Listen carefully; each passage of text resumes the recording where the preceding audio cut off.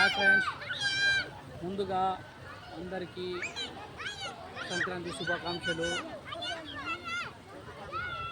ఈరోజు టాపిక్ ఏంటంటే,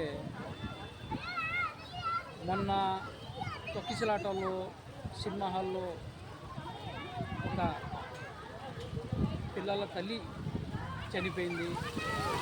తర్వాత నిన్న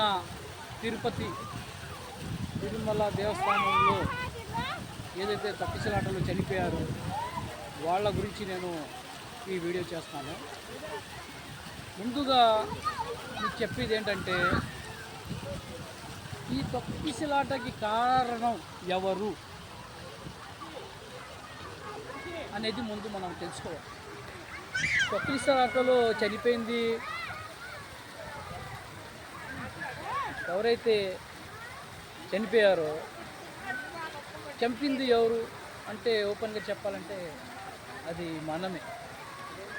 మనకి ఇంకిత జ్ఞానం లేకుండా ఈరోజు మనం ఎక్కడ పడితే అక్కడ ఒకళ్ళ మీద ఒకళ్ళు అసలు కొద్దిగా కూడా అవగాహన లేకుండా మనం ఉన్నామంటే అది కేవలం ఒక సంస్థ కానివ్వండి, ప్రభుత్వం కానివ్వండి, ఎవరినైనా సరే అంటాకి లేదు. ఎందుకంటే ఈ తొక్కిసలాటల్లో మనిషి చనిపోయాడు, ఆ మనిషి తొక్కాడు అనేది మాత్రం మర్చిపోకూడదు.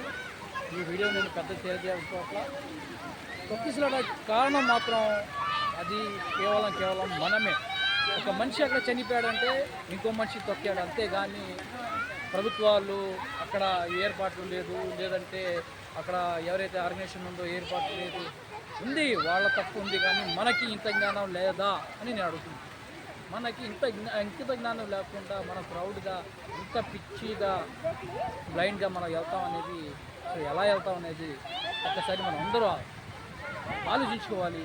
ఒక ప్లేస్లో వెళ్ళామంటే ఇది ఎదుటి వాళ్ళకి మనం చూడాలి, ఆదరించాలి, గౌరవించాలి. అని మన వల్ల ఇతరులకి ఇబ్బంది లేకుండా మనం చూడాల్సిన బాధ్యత ప్రతి ఒక్క పౌరుడి మీద ఉందని చెప్పేసి వీడియో చేస్తాం. జై హింద్.